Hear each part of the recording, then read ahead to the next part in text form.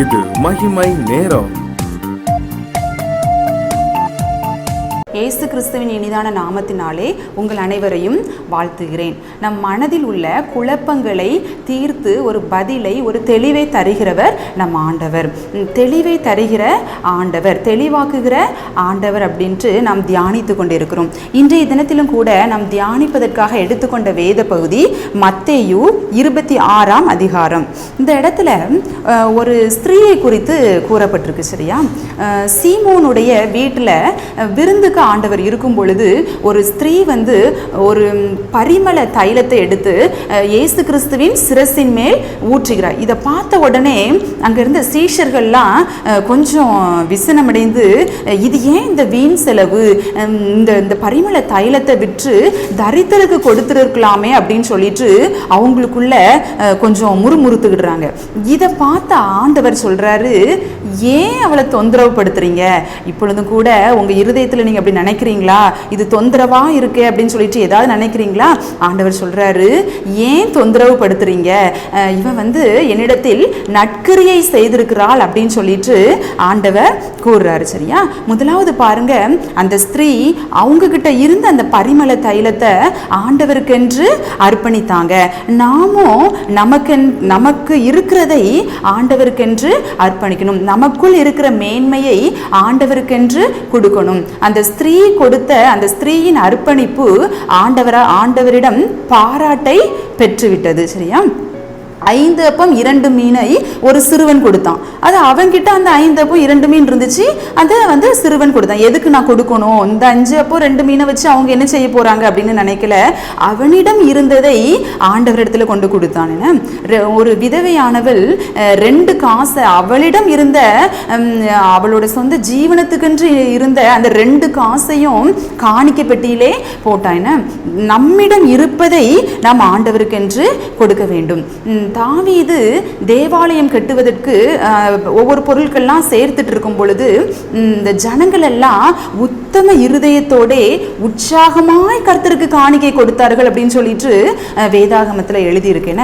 நம்மளும் நம்மளிடத்தில் இருக்கிறதை உத்தம இருதயத்தோட உற்சாகமாய் கர்த்தரிடத்தில் கொண்டு கொடுக்க வேண்டும். ஒரு ஃபேமிலியில ஒரு விழா கோலம் மாதிரி இருந்துச்சான்ல, கோலாகலமா எல்லாம் சிறப்பா எல்லாம் கொண்டாடிட்டு இருக்காங்க.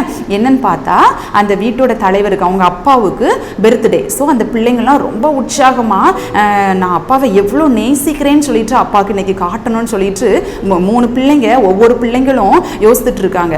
மொதல் 2 பிள்ளைங்களுமே நல்ல இடத்துல வேலையில இருக்காங்க. 3ஆவது பையன் படிச்சுட்டு தான் இருக்கான். அப்போ ஃபர்ஸ்ட் பையன் சொல்றான், நான் அப்பா ஹாப்பி பர்த்டே, உங்களை நான் ரொம்ப நேசிக்கிறேன்ப்பா அப்படின்னு சொல்லிட்டு ஒரு விலையுயர்ந்த வாட்சை ப்ரெசென்ட் பண்ணாங்களாம். 2வது அந்த அக்கா வந்தாங்களாம்.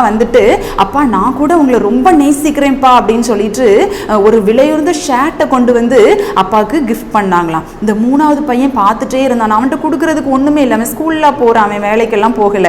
ஸோ அந்த பையன் பார்த்துட்டே இருந்தானா, பார்த்துட்டு நானும் தான் அப்பாவை ரொம்ப நேசிக்கிறேன், ஆனா என்கிட்ட கொடுக்கறதுக்கு ஒண்ணுமே இல்லையேன்னு யோசிச்சுட்டு இருந்தவன் திடீர்னு அப்பள குடுகுடுன்னு கிச்சனுக்குள்ள போய் ஒரு பெரிய தட்டா எடுத்துட்டு அப்பா முன்னாடி வச்சுட்டு அதுக்கு மேல ஏறி நின்றுட்டு, அப்பா நானும் உங்களை ரொம்ப நேசிக்கிறேன்ப்பா, ஆனா என்கிட்ட தரதுக்கு ஒண்ணுமே இல்லை, நான் அதனால என்னையே உங்களுக்கு தர்றேன் அப்படின்னு சொல்லிட்டு அந்த பையன் அப்படி சொன்னானே.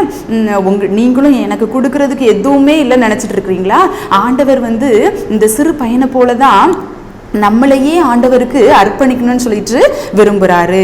சரியா? நம்ம ஆண்டவருக்கு என்ன பண்ணணும்? நம்மையே முற்றிலுமாக அர்ப்பணிக்கிற பிள்ளைகளாக இருக்க வேண்டும். இப்போ இதை பார்த்த உடனே சீஷர்கள் என்ன சொன்னாங்க? இது ஏன் இந்த வீணான செலவு அப்படின்னு சொல்லிட்டு சொல்றாங்கன்னா அவங்களுக்குள்ள பேசிக்கிறாங்க. என்ன இவ்வளோ பெரிய நல்ல விலையுயர்ந்த தைலத்தை ஏன் இப்படி வேஸ்ட் பண்ணணும்? அதை விற்று தரித்திரர்களுக்கு கொடுக்கலாமே அப்படின்னு சொல்லிட்டு அந்த சீஷர்கள் சொல்றாங்க. நம்மை சுற்றி இருக்கிறவர்களும் நம்மளை பார்த்து சொல்லலாம், ஏன் இப்படி வீணா அந்த ஊழியத்துக்கு ஏன் இவ்வளோ கொடுக்கணும்? உன்னை சுற்றி எத்தனை தரித்திரர்கள் இருக்காங்க, அவங்களுக்கு கொடுக்கலாமே அப்படின்னு சொல்லிட்டு சொல்லலாம். நம்மளையே ஒரு நிமிஷம் குழம்பு வச்சிருவாங்க, நம்ம தப்பா பண்ணிட்டோமோன்னு சொல்லிட்டு குழம்பு வச்சிருவாங்க. ஆனா தரித்திரர்களுக்கு உதவுவது அவசியம்தான். இப்போ ரொம்ப பிரதானமானது என்னது? சுவிசேஷ ஊழியம். ஏன்னா இது கடைசி காலம். நம்ம எவ்வளோ குயிக்கா சுவிசேஷம் மற்றவர்களுக்கு சொல்ல முடியுமோ அவ்வளோ குயிக்கா நம்ம என்ன பண்ணணும்? சொல்லணும். அப்போ அந்த சுவிசேஷ ஊழியங்களுக்கு செய்வதை நம்ம நம்ம வந்து என்ன பண்ணக்கூடாது, தடுக்கக்கூடாது. அது வீண் செலவு அப்படின்னு சொல்லிட்டு நம்ம நினைக்கக்கூடாது. நான் நிறைய பேரை பார்த்துருக்குறேன், நல்ல கவர்மெண்ட் ஜாப்பாக இருக்கும், கை நிறைய சேலரி வாங்குவாங்க. ஆனால் ஆண்டவர் அழைத்த ஒரு காரணத்திற்காக அவங்க ஜாபவே விட்டுட்டு முழு நேர ஊழியத்திற்கு வந்திருப்பாங்க. நிறைய பேர் கூட கேட்டிருக்கலாம், நீ அந்த வேலையிலிருந்து வர்ற காசை வச்சு நீ ஊழியத்தை தாங்கலாமே, அதை வச்சு எத்தனை தரித்திரர்களுக்கு நீ வந்து கொடுக்கலாம் எல்லாமே, ஆனால் நீ ஏன் இந்த வேலையை விட்டன்னு சொல்லி கேட்கலாம். ஆனால் ஆண்டவருக்கு அவங்க என்ன பண்ணாங்க, அவங்களுக்கு மேன்மையா இருந்த அந்த வேலையே அர்ப்பணித்தார்கள். அது வந்து வீண் செலவு இல்லைன்னு ஆண்டவர் சொல்றாரு. இந்த ஸ்திரீ வந்து என்னிடத்தில் நற்கிரியை செய்திருக்கிறார், நீங்க அவளை தொந்தரவுப்படுத்தாதீங்க. இப்படி வந்து சுவிசேஷ ஊழியத்திற்கென்று அர்ப்பணிக்கிறவர்களை வீண் செலவுன்னு சொல்லாதீங்க, அவளை தொந்தரவு படுத்தாதீங்க, அவள் என்னிடத்தில் நற்கிரியை செய்திருக்கிறாள் அப்படின்னு சொல்லிட்டு ஆண்டவர் சொல்றாரு.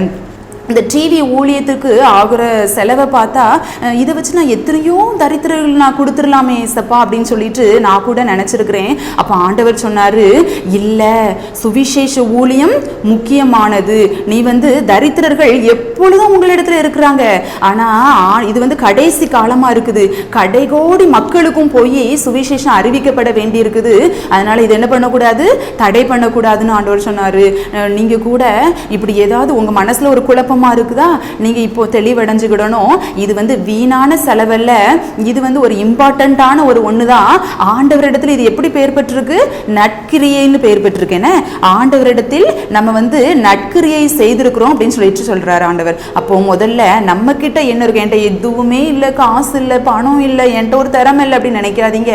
உங்களையே நீங்க என்ன பண்ணுங்க, ஃபர்ஸ்ட் அர்ப்பணிக்கணும். ஃபர்ஸ்ட் நம்மையே நம்மளை அர்ப்பணிக்கணும். நம்ம கிட்ட இருக்கிற ஒரு சிறியதுனாலும் சரி அதை ஆண்டவருக்குன்னு அர்ப்பணிக்கணும். அது வீண் செலவல்ல, அது அவருடைய பார்வையில் நற்கிரியையாய் இருக்கிறது.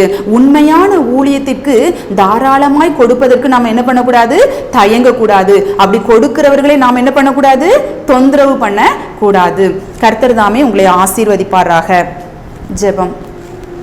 ஏசப்பா, இன்றைய தினத்திலும் கூட எங்கள் மனதில் இருந்த குழப்பங்களுக்கு ஒரு தெளிவான பதிலை நீங்கள் தந்தீங்க ஏசப்பா.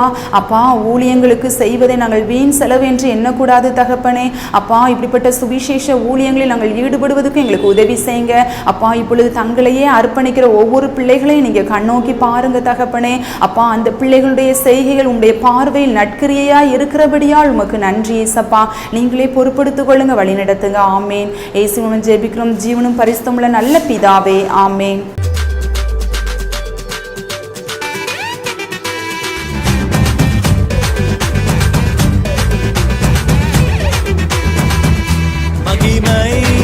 மகிமை